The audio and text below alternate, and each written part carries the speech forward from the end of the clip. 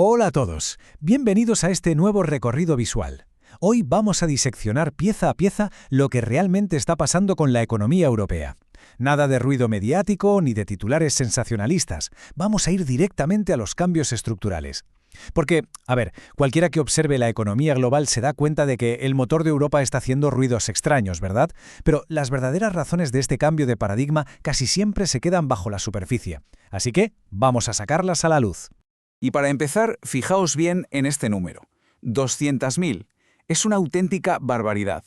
200.000 es el número de empresas alemanas que echaron el cierre en un solo año, la cifra más alta desde el año 2011. Y ojo a esto porque los datos nos dicen que no desaparecieron por la resaca de la pandemia, que cerraron fundamentalmente porque los costes de la energía se volvieron una factura simplemente impagable. No es solo un número frío, es el corazón del milagro industrial europeo perdiendo el ritmo. Para entender todo este rompecabezas macroeconómico, nuestra hoja de ruta pasa por 6 paradas rápidas. Primero, el apagón industrial de Alemania, luego las 4 causas de ese declive. Pasaremos al espejismo del modelo español y el problema de productividad de sus pymes. Veremos esa interdependencia estratégica desaprovechada por Europa y, por último, el gran choque entre regulación y soberanía tecnológica. ¡Vamos allá! Punto número 1. El apagón industrial de Alemania. Bueno, hay que dejar algo clarísimo desde el principio. No estamos ante un simple bachecito temporal o una racha mala. Hablamos de que Alemania ha encadenado 5 trimestres consecutivos encogiéndose. Cayó un 0,3% en 2023 y otro 0,2% en 2024. Es literalmente la primera vez desde la reunificación que el gigante de Europa registra 2 años seguidos en números rojos. Los analistas coinciden. Esto es un fallo estructural brutal en un coloso de la fabricación, algo que no se arregla simplemente cruzando los brazos y esperando a que salga el sol. Pasamos al punto 2. Las 4 causas estructurales de este declive alemán. Y aquí es donde la cosa se pone verdaderamente interesante, porque las fuentes nos muestran cómo esto es, en gran medida, fruto de decisiones políticas directas. Son 4 pilares. Primero, la energía. Al cerrar las centrales nucleares y perder el gas ruso barato, la industria pesada se quedó sin su principal ventaja competitiva. Segundo, la regulación. Las empresas están ahogadas intentando absorber unos marcos normativos europeos que crecen a un ritmo inasumible. Tercero, el invierno demográfico, una población envejecida que deja huecos enormes de mano de obra cualificada. Y cuarto, la inversión. Tenemos al Estado intentando tapar de forma artificial el gran agujero que deja un sector privado que ya no crece. Mirad este contraste, porque lo dice todo. Por un lado tenemos un consumo público y un gasto del Estado disparados, marcando déficits históricos. Pero por otro lado, la inversión privada en cosas reales como fábricas, industria, maquinaria, lleva absolutamente plana, con crecimiento cero desde el 2015. O sea, las empresas invierten lo mismo hoy que hace 10 años. ¿Qué significa esto? Pues que el PIB total se está sosteniendo sobre una especie de ficción. El Estado actúa como un motor de mentira mientras el músculo productivo real está básicamente paralizado. Tercera parada. El espejismo del modelo español. Ahora, si leemos los titulares recientes, parece que la economía española está liderando las métricas de crecimiento europeo. Pero vamos a bajar a la tierra con estos datos. Entre el año 2000 y 2022, el PIB per cápita de España creció 12.300 euros. Parece mucho, ¿no?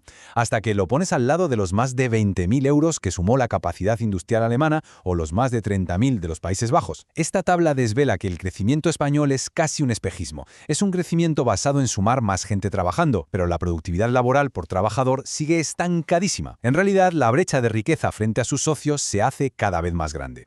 Y ojo, porque hay una vulnerabilidad oculta gigantesca. El turismo aportó un récord absoluto al PIB español, un 16%, ni más ni menos. Pero aquí viene el giro argumental. Un 13% de esos turistas internacionales vienen, sí, de Alemania. O sea, el tan aplaudido milagro español depende de los bolsillos de unos ciudadanos cuyo modelo industrial, como acabamos de ver, se está agrietando. Si a los alemanes les bajan los salarios o se quedan en paro, el efecto dominó sobre los hoteles y restaurantes en España va a ser inevitable. Están totalmente conectados. Sección 4. Pymes y el famoso déficit de productividad. El Fondo Monetario Internacional hizo un diagnóstico clínico que da en el clavo. Esta brecha de riqueza viene de un déficit de productividad enorme. Imaginemos un país donde el 99% de las empresas son pequeñitas, pymes. Pues claro, tienen una dificultad tremenda para escalar o automatizar. En lugar de competir siendo más productivos y creando tecnología de alto valor, se compite bajando los costes laborales, pagando menos. Y claro, el problema es que compitiendo así, el salto hacia una verdadera soberanía industrial es casi ciencia ficción.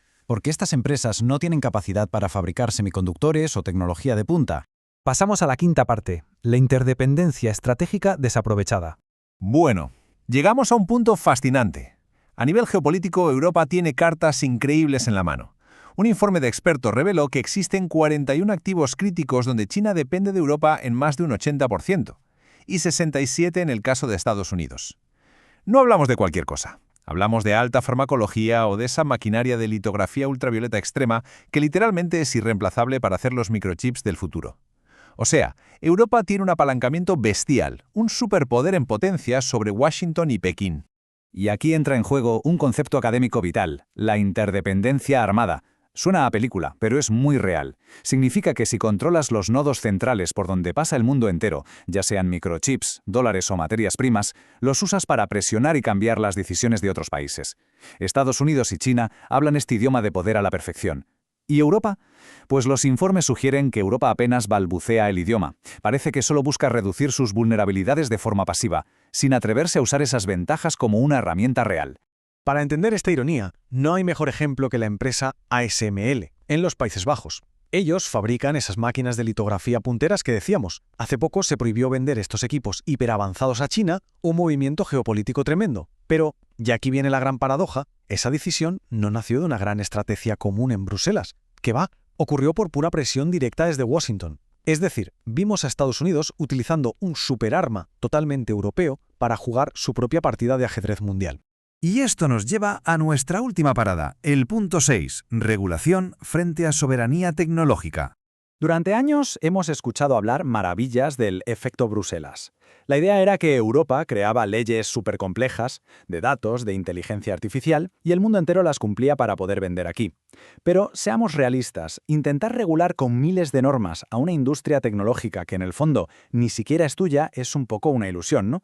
Ese poder de influencia es como un castillo de naipes. Se cae rápido si el resto del mundo deja de seguir tus reglas porque detrás no hay un músculo industrial propio que te respalde.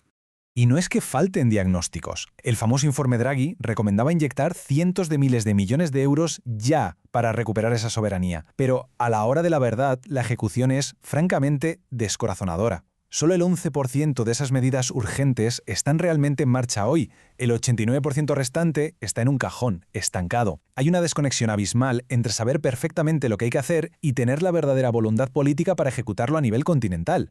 Y el resultado de priorizar la burocracia por encima de la innovación técnica es este dato, que duele bastante. Si miramos quién está construyendo el futuro, es decir, los grandes modelos fundacionales de inteligencia artificial para 2025, Estados Unidos produce 40, China 15, toda la Unión Europea junta 3, apenas 3. Es la prueba definitiva de un continente que ha dejado de fabricar las herramientas del mañana para conformarse simplemente con auditar las herramientas de los demás. Las fuentes que hemos analizado rescatan una cita del pensador José Ortega y Gasset, escrita nada menos que en 1930. Y es escalofriante lo precisa que resulta hoy. Es una paradoja histórica inmensa. El mismo rincón del planeta que inventó la mecánica moderna y que lideró de forma absoluta la revolución industrial, ahora mismo vive una crisis estructural profunda, resignándose a ser algo así como el policía moral de la tecnología. Así que después de desglosar este panorama, un motor industrial alemán apagándose, un modelo español frágil por su baja productividad y unas ventajas geopolíticas que no se usan, la gran pregunta que se queda flotando en el aire es ¿cuánto vale realmente la superioridad moral si no tienes capacidad técnica ni soberanía industrial para defenderla? Nos deja pensando, ¿verdad? Es el gran reto de nuestro tiempo. Muchísimas gracias por acompañarnos en este profundo análisis. Hasta la próxima.